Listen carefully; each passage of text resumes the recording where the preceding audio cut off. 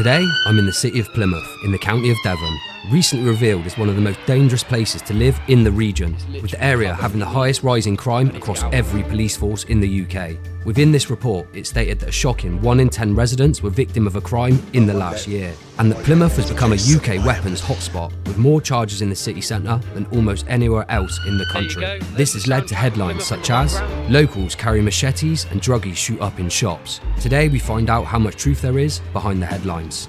In this town has caused me to cry tears of hunger, of stress. Well, I've now arrived in Plymouth city centre, and within seconds of stepping off the train and coming outside of the train station, there's a homeless encampment underneath a car park ramp. There goes some cardboard laid out, the tiny little pillow. That's a tragic sight within literally seconds of getting off the train. Is it a sign of things to come?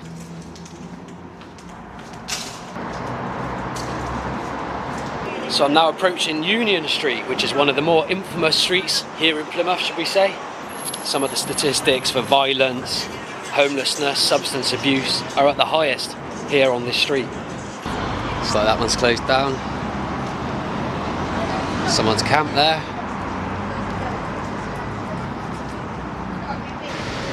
Wow. That one's literally falling apart. It looks like it's had a fire inside it. And that one looks like it's been closed for a long time. Oh, what's this say? 6,748 square metres of land is standing empty on this street. On average, there are 595 people nearby, unemployed and looking for work. Wow, that's some statistics for you. I am looking around and there is a ton of closed down, battered buildings here on Union Street.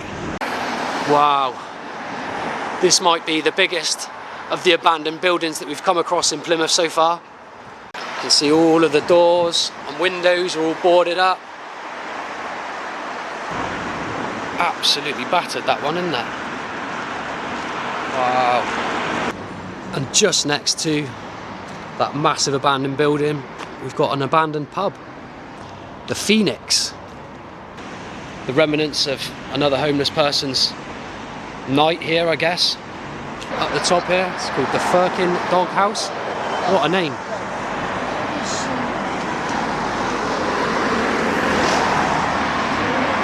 It looks as if that lady was out with tobacco and she was rifling around in the dog ends. In a recent report released by the Home Office, it stated that Plymouth is one of the most dangerous places to live in the region. Within this report, it revealed that 1 in 10 people from Plymouth were victim of a crime last year. You can see another camp here. Duvets out. Somebody's suitcase there as well. It's literally somebody's life. It's just there on the side of the road. That's so sad. There's a suitcase there and that's clearly got their worldly belongings in it, and it's just left on the side of the road. Again, more substance paraphernalia there.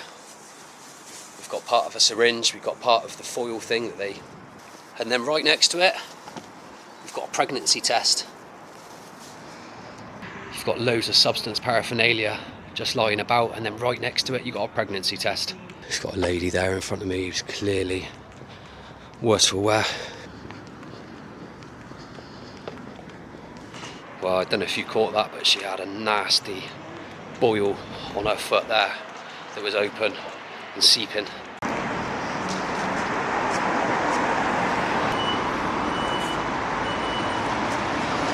So I've now been joined by a resident of Plymouth. So what can you tell me about life in Plymouth? There's a lot of homeless digging and diving around. A lot of them struggle a lot here. You see a lot of them sat out, you know, in really bad ways, you know, needing those pounds and those coins. But sometimes it gets a bit darker. So have you seen an increase in violence in Plymouth? Oh God, violence has always been around. So at the moment, the security's been out the last 3 or 4 days, like the ones that drink on the street, trying to clear them up and get them off, you know. Yeah, there's a massive substance abuse issue. Yeah, there is. Yeah, there is. There's major drug use, isn't there? Yeah, and a lot of poison stuff and a lot of stuff people will make up just to be able to do the ones over that they think they can do and find out what they really mean, you know. I've seen that there's a lot of fake gear going around, isn't there? There's the fake Valiums that those fellas died off. Yeah, I had some chalk. I got some chalk for gear. It tastes just like gear.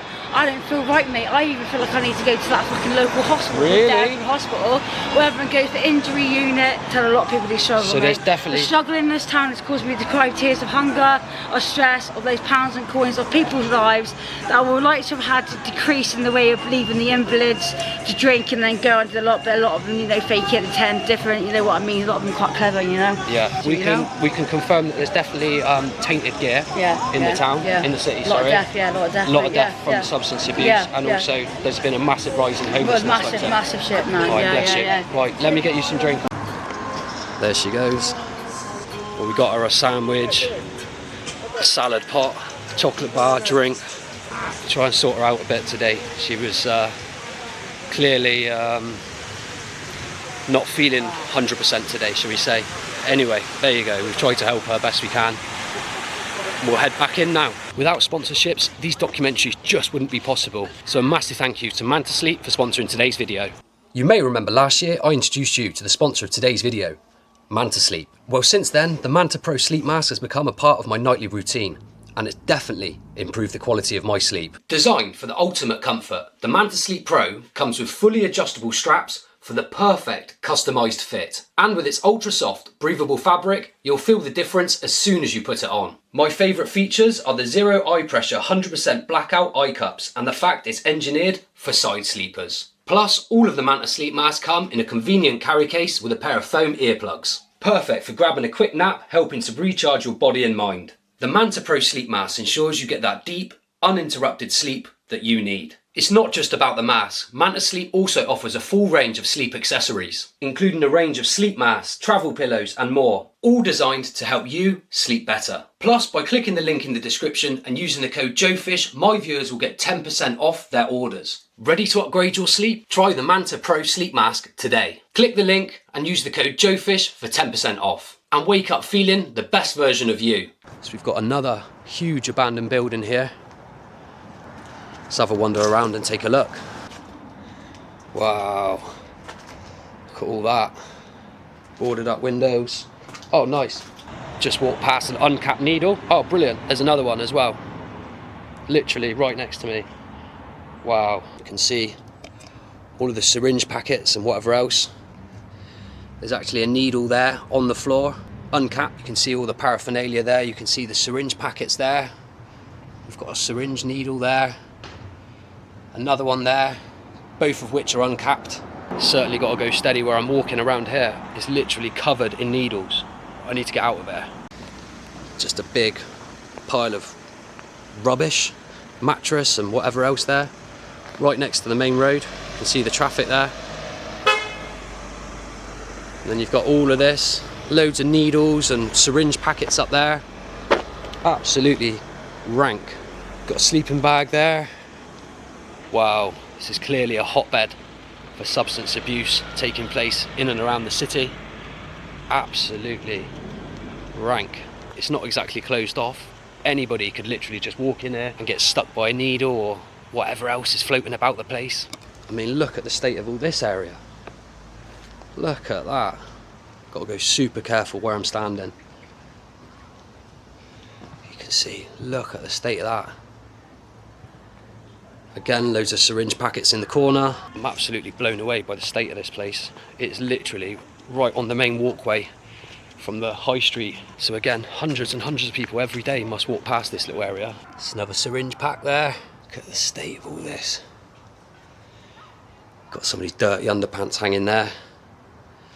Absolutely rank. There's loads of syringes. I'm being ultra careful where I'm stepping. That is the last thing that I want. Or anyone would want.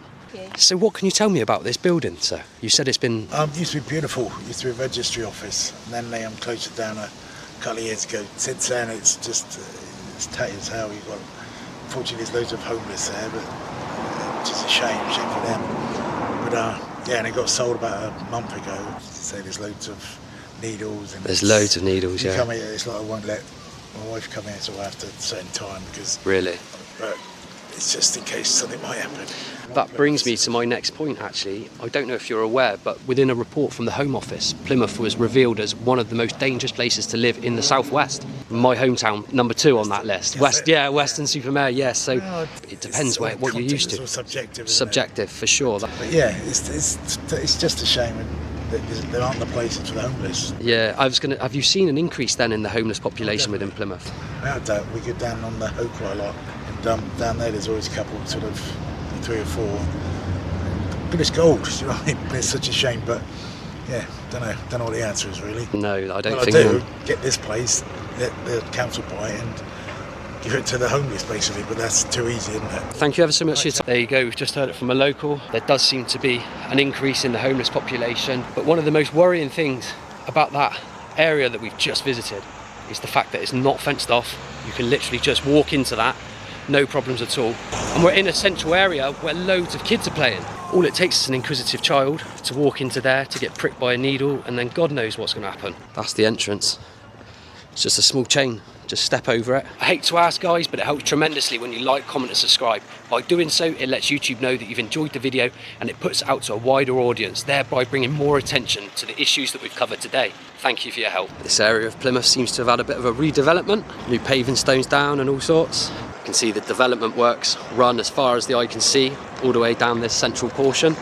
I recently read a report about Plymouth city centre, and it turns out that there's been more weapons charges here in Plymouth city centre than almost anywhere else in the country. It seems the weapons and knife crime statistics here in Plymouth are going through the roof. As you can see, the construction just continues all the way down. These little walkways have been sectioned out. A row of closed down shops here. Closed down, closed down, closed down. Once a bustling retail heart of the southwest, Plymouth city centre now tells a very different story. In just 5 years, over 120 shops have shut their doors. A staggering 40% of all retail units in the city centre now sit abandoned. Many of the big name stores are gone, their empty shells casting shadows over the streets that once bustled with life. Footfall has dropped by over 30% and local businesses are suffocating under the weight of rising rents, online competition and economic uncertainty. Is this just the retail apocalypse, or is Plymouth facing a deeper urban decline? You can see the Premier's open, but this one's closed. The next one's closed. The next one's closed. You've got a takeaway. And then the next one's closed. As you can see, all of these shops that I'm passing are closed down. I'm on one of the main side streets just off the high street here in Plymouth, and it's like the whole place is shutting down. So I'm now back on the main high street. As you can see, you can't really see a lot because you've got this big fence up on one side and then shops on the other side, many of which are closed down, and it continues. Well, it looks like it all opens up now at the bottom of the high street. Look at the size of this abandoned building. You see all the windows have been put through. It's got a fence around the perimeter. I wonder what they're doing with this building here. I've walked past so many abandoned buildings on my walk through Plymouth so far, and all that comes to my mind every time I pass one of these abandoned buildings is the fact that it could be repurposed to become a night shelter for the homeless folk here in Plymouth, and it's become very clear there's a huge population of homeless here on the streets of Plymouth. It was recently revealed Plymouth's one of the most dangerous places to live in the southwest. It was revealed Plymouth city centre has more weapons charges than almost anywhere else in the country, and there's an overwhelming homeless and substance abuse crisis taking place here. I didn't realise quite how much of a significant problem it clearly is for the city of Plymouth. In fact, just as I say that, there's another tent. You can see the tent just behind me there. Literally, just as I was saying that, I walked past another tent. There you go, there's the front entrance to that camp we just come across. Walking past. See someone's chair set out. There's the tent there. There's another tent. That's not even a proper tent, that's like a beach shelter, that one. My goodness, I wouldn't fancy staying in that overnight during the winter months. These poor folk, absolutely awful. And it's just right next to a main sitting area. See the folk walking past there, and the camp's just in the bushes there. Another 30 seconds on from the last homeless encampment, there's an even larger one just on the left-hand side of the main road going into the city centre. You can see one tent just there, and then you've got another just over here, and this is literally on the main road. Yeah. So I've just been joined here by one of the homeless folk here on the main roundabout coming into Plymouth. You've just told me you've been here for months. I have, yeah, 2 months. Really? 2 months, yeah. Thousands of people must drive past you every single day. They do. The council are working down in that bridge, but the council do see it, but they turn a blind eye. There you go. Really, mate. You can see the tent there. But you know, as you can see, It's absolutely people, spotless. People There's no rubbish about. People just go about their own business, you know. Hanging his t-shirts out to dry as well. People like my man here. And there's his tent. Brings a bacon. He's been here for months. I brings a boy a coffee and a bacon roll every morning because I don't see anyone else helping the homeless. Bless you, mate. So he said it was freezing last night, and I've got a room along there, and I said as long as I can get you off the ground, you'd be a lot warmer. So I went and got him a blow-up mattress. Yeah. I'm a recovering addict myself. I've been clean 3 years. Get on. And this lad, he's an addict himself. Yeah. But like, what do you do when you're living on the streets and you've got nothing? It's a vicious circle, boss, isn't it? It is. If people had a little bit of fucking just a hand up in life and just a roof over their head, it would give such a people such a chance. Yeah. Fair play to you as well, mate. Respect. Right. Thank you, mate. You can see the main road just behind me. Don't tell me a council member doesn't drive past this nearly every day and sees this. To see our people living like this in these conditions is a disgrace. And that's just my opinion. So I've now arrived in Central Park, here in Plymouth city centre, reportedly home to a number of homeless encampments. Let's have a wander through and see what we find. Instantly, within a minute of being inside the park, I've come across my first homeless encampment. Let's take a look. Underneath the tree, taking shelter. Somebody's tent there. This is a prime example of the conditions that the homeless folk within Plymouth city centre are having to live in. A crappy old tent underneath a tree is the best option for them. You can see there the towels and the cans of alcohol strewn about the place and the tent. Onwards now, we'll continue deeper into the park to see what we find. There you go, there's the soundtrack of Plymouth in the background. Police car's just gone racing by with the sirens on. There seems to be another encampment just a few minutes walk away from the original one we just come across. Big blue 3-man tent. This one does seem to be in slightly better nick than the last one. You can see that they've got a pile ready for a fire later on. And there's the tent. And there's the sleeping bag hanging in the tree drying out. With winter fast approaching, this is definitely a precarious situation to be in. I mean, the temperatures are going to soon drop. But is there anywhere for the homeless folk within Plymouth to actually go? That's the question. It seems the reports about Central Park here in Plymouth were correct. Within literally 5 minutes of walking around, come across 2 homeless encampments. But there's also numerous spots within the park that show obvious signs of substance abuse, paraphernalia and whatnot lying about on the floor. So it certainly seems the reports about the substance crisis here in Plymouth is correct as well. Honestly, I can't quite believe the amount of homeless encampments that I've come across today. This documentary was not really supposed to be focused on that. However, the amounts that I've seen, it's difficult not to bring it up, isn't it? Well, it's pretty clear to see there's an obvious housing crisis ongoing here in Plymouth. And it's not really surprising because over the last 5 years, the amount of social housing has dropped in Plymouth by 38%. That's a significant decrease in the amount of affordable and social homes available. Plymouth, unfortunately, has the highest numbers of homelessness in the region. Last year, it was reported that 880 people were homeless in Plymouth, with 390 of those being children. Unfortunately, many of those children are languishing in temporary accommodation or B&Bs, things like that. Another massive abandoned building here, the Money Centre. Next to it, it looks like Mambo's nightclub, once upon a time. And then just next to it, more remnants of homeless sleeping underneath that sheltered area there. You can see the sleeping bags and the clothes all strewn out. And that homeless encampment is right opposite the brand new shopping centre here in Plymouth, Drake Circus. It's almost unavoidable at this point. Literally at any given turn in Plymouth, you'll come across homeless folk, homeless encampments, you name it. There certainly does seem to be an overwhelming issue with homelessness here in the city. We've got a Ghostbuster here on the streets of Plymouth. Ghostbusters! There you go, boss. I've noticed a lot of dressed up people. Oh yeah, Toby got llama, by the way. No idea. Well, I think I'm at the end of the high street now, and I will say the main high street in Plymouth is actually quite nice, to be fair. Yes, there are a number of closed down shops, but on the whole, quite nice visually. There's a lot of fountains, there's been a lot of redevelopment as well, so it's certainly making things look a lot cleaner, nicer and more modern. And now approaching Plymouth Hoe. which is arguably one of the most beautiful spots within Plymouth. It's an area that sits above the coastline with many statues and memorials. It's got statues of Sir Francis Drake, amongst many others. In fact, it's reported that Sir Francis Drake actually stopped here for a game of bowls before going out to defeat the Spanish Armada. And also, in 1620, the Mayflower ship set sail from Plymouth, filled with pilgrims, ready to depart to America, forever tying Plymouth and America together.